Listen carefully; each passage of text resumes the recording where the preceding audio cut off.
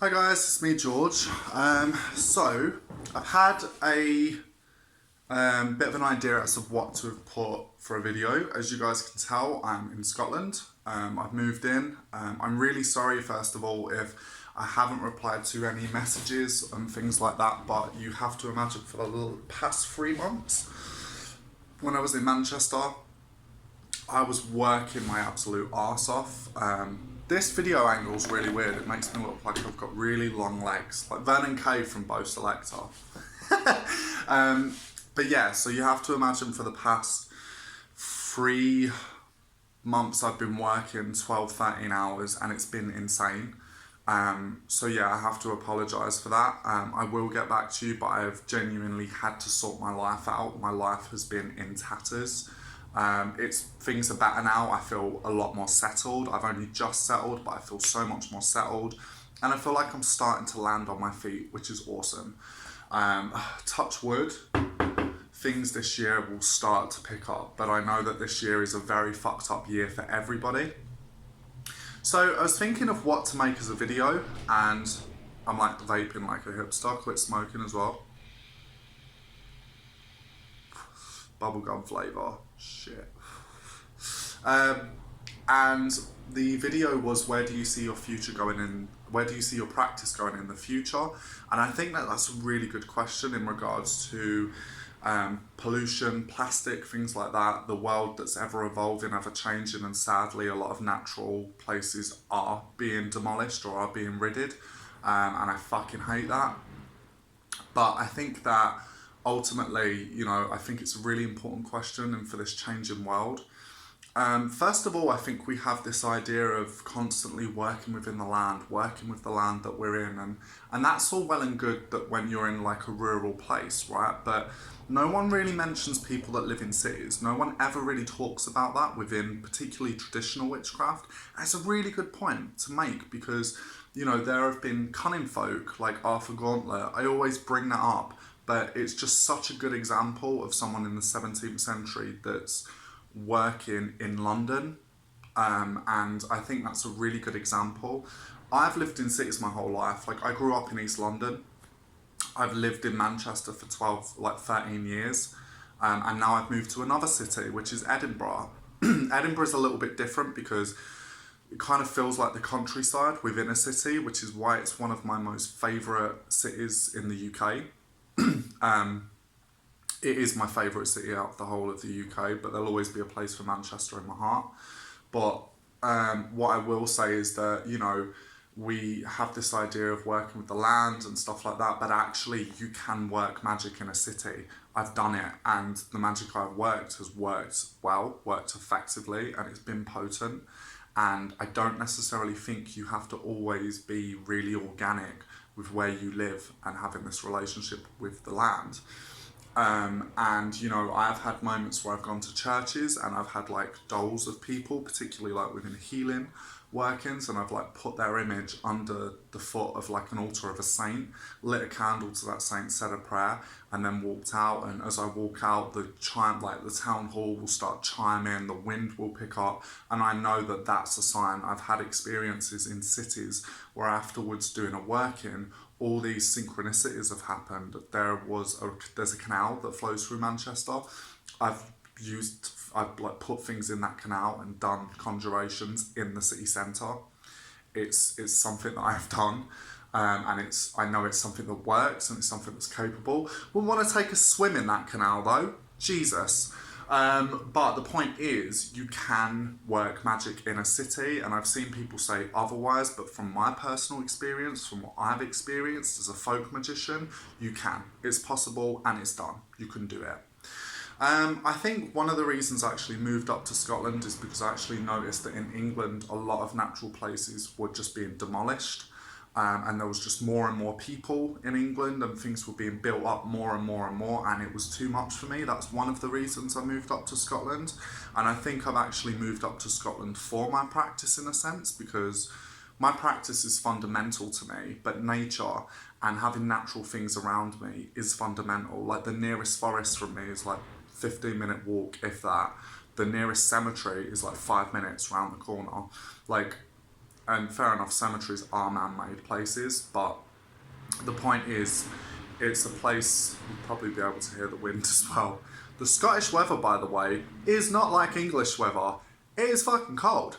Like, really fucking cold. But the point is that my practice has, you know, I do feel like part of me has moved up to Scotland because of that practice, because I know that that's something that will add to my life. However, you are perfectly capable to work magic within a city centre. I've seen it done. I've seen magic occur within the city centre all the time, and synchronicities and weird things happen in the city centre. So I think it doesn't particularly matter. I was quite lucky when I was in Manchester because there was a nature reserve or a park that was near me, and I actually went there and I had a relationship with that land.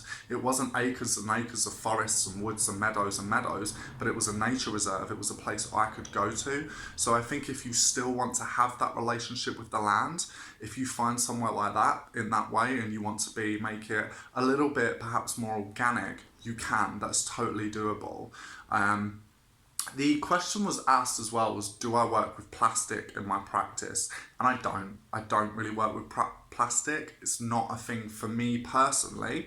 And I say personally because everyone is different, but for me, it's not a thing that I necessarily feel comfortable working with. I actually fucking hate plastic. He says as he has a plastic vape.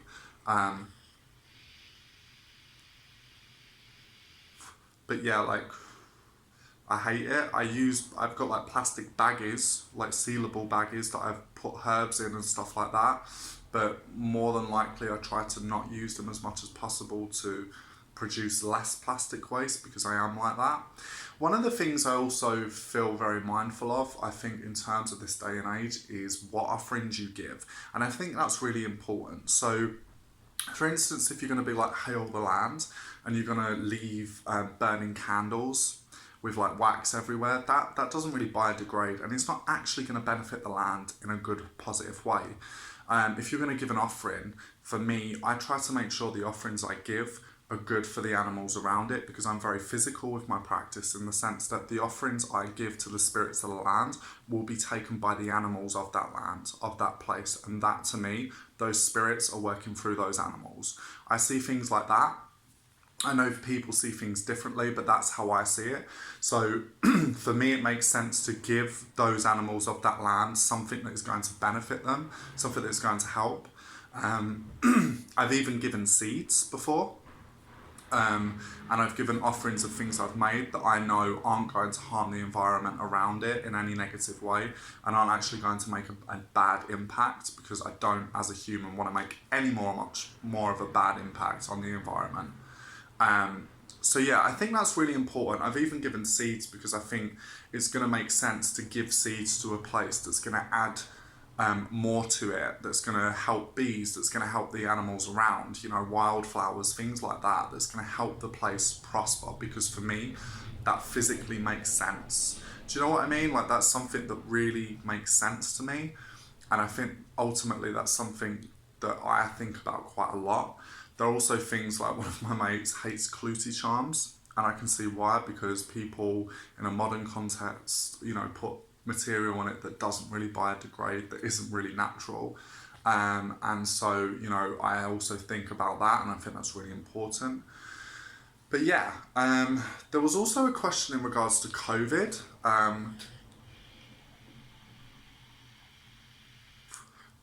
In regards to what impact that had on my practice. And actually, I will say for the first month of the lockdown, well, the first lockdown, because it's kind of looking a bit inevitable, like a second lockdown's going to happen. Fuck. Yeah, for the first month it actually helped. I really threw myself into my practice and immersed myself into my practice, but a lot of things happened after that didn't necessarily put me in a good mind frame, but it was also my surroundings that I was at. I was actually very unsettled and kind of moving house during lockdown, sort of. And yeah, that whole thing was just really messy. So I didn't really have any time to practice, and I didn't necessarily feel like I was in the good mind frame to actually practice.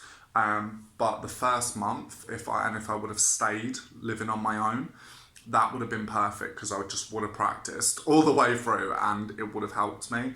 But I was quite unsettled. I was, you know, a lot of personal stuff was happening as well that had to force me to focus on other things as well.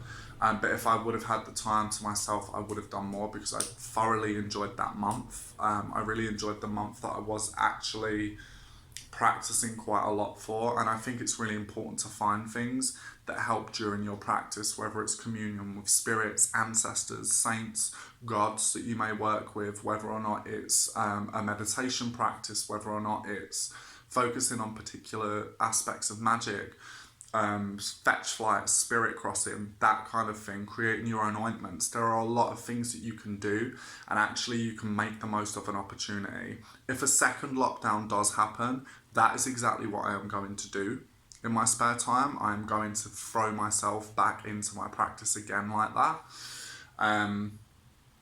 But yeah, I think that it's really important, you know, when it comes to COVID, to kind of have that connection to the spirits, because it's a video I done before. When shit goes down the pan, I think when when you're truly at that moment that you are at your lowest, and you turn to the spirits that you work with, or you have you know, maybe familiar spirits, and you go to them, that shows how close you are to them in a sense, and it shows that you are willing to fully bear yourself to them.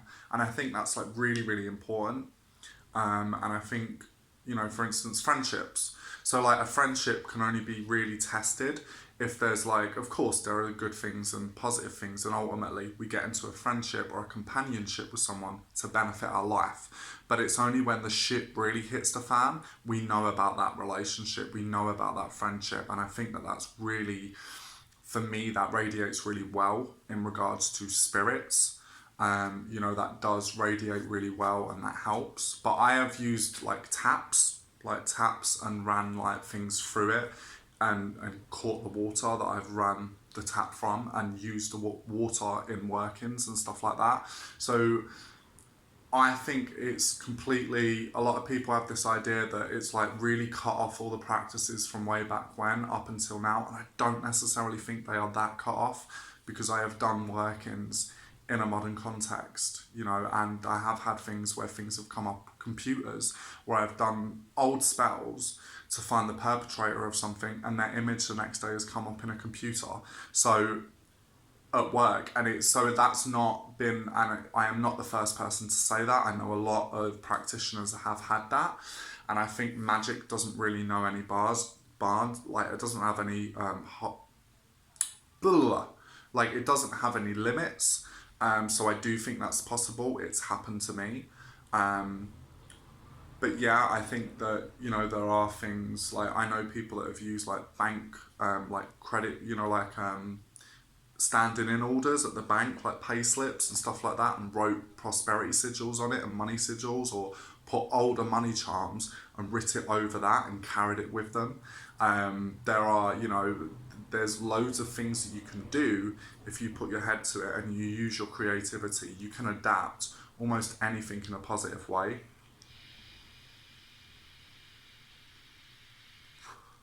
God, this is fit. Sorry. But I need to not use it like a dummy though. But there are loads of things that you can do that are modern, that can contribute to your practice, that can add to your practice. And just because something's old doesn't necessarily mean we always have to do things like that. I don't really use plastic in my practice. It's not a thing that I do. I once had a resin skull that was resin, plastic, but most of the times the workings I do are very natural, because I like to leave things by trees, or I like to leave things at certain points, and I just kind of want the land to absorb that.